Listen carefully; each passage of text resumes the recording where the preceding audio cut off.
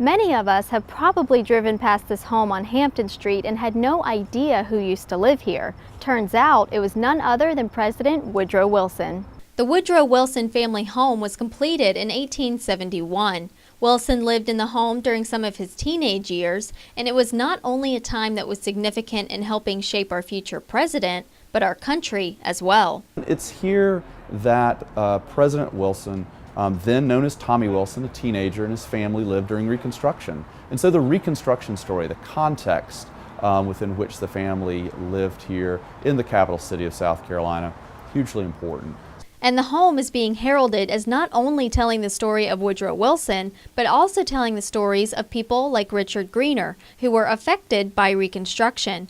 Greener was the first African-American graduate of a very prestigious school. The real desegregation actually happened in 1873 with Richard Greener, as he was the very first professor, and as I mentioned, also the very first graduate of Harvard College. Well, again, these are stories that you don't hear very often.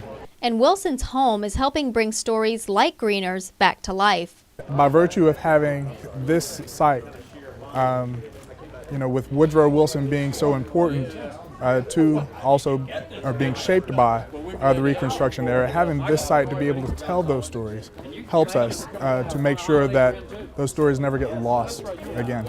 Those stories were almost lost in 2005 when the historic home had to be closed due to structural issues. But thanks to grants and private donations, the home was able to be completely renovated for $3.6 million. The official opening to the public will be on February 15th of 2014, but the excitement is already growing for what this home will mean to the community.